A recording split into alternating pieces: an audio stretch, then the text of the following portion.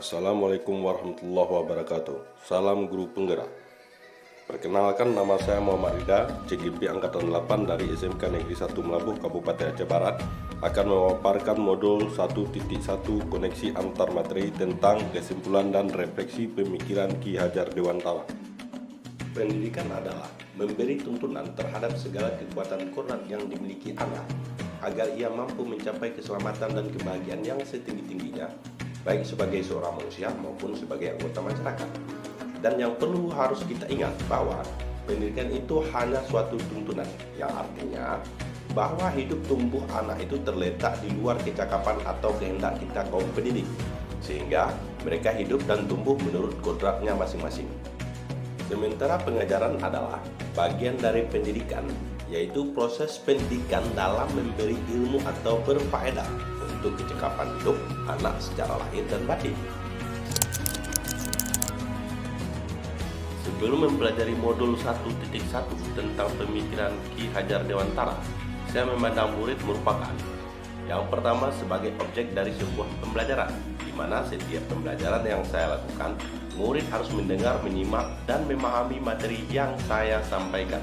Yang kedua, murid harus bisa menguasai materi yang saya berikan sesuai dengan apa yang pernah saya sampaikan dan saya ajarkan pada proses pembelajaran, dengan ukurannya adalah evaluasi dari sebuah pembelajaran tersebut. Dan yang ketiga adalah murid juga harus memiliki nilai di atas KKM yang telah disepakati bersama sesuai dengan keinginan kurikulum sekolah. Sedangkan pembelajaran merupakan yang pertama, proses penyampaian materi pembelajaran saja. Yang kedua, materi yang saya sampaikan harus tuntas sesuai dengan keinginan tujuan pembelajaran. Dan yang ketiga, untuk melihat tercapainya sebuah proses pembelajaran adalah dari nilai aspek kognitif, yaitu mencapai nilai di atas KKM. Setelah mempelajari modul 1.1, saya menyadari bahwa murid bukan sebagai objek pembelajaran, melainkan murid sebagai subjek pembelajaran, di mana murid memiliki kebebasan untuk berpendapat, berekspresi, dan berkreasi sesuai dengan metode dan media pembelajaran. Setiap murid mempunyai karakter yang berbeda, di mana setiap pendidik hendaklah berupaya mempelajari karakter tersebut agar murid lebih merdeka dalam proses pembelajaran. Saya juga harus memberikan kesempatan kepada murid untuk tumbuh dan kembang sesuai dengan kodrat masing-masing. Dalam proses pembelajaran, titik beratnya bukan hanya pada aspek kognitifnya saja, melainkan pembelajaran diberikan haruslah secara menyeluruh. Selain aspek kognitifnya, aspek afektif, psikomotor, spiritual, sosial, dan budaya juga sangat mempengaruhi ketercapaian pendidikan yang diharapkan oleh Ki Hajar Dewantara.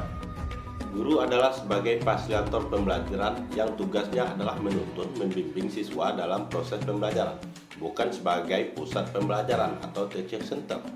Guru harus penuh kesabaran dalam proses pembelajaran dan keikhlasan dengan ketulusan hati agar terwujud pembelajaran yang menyenangkan, penuh semangat dan motivasi, sehingga pembelajaran tersebut berpusat pada murid.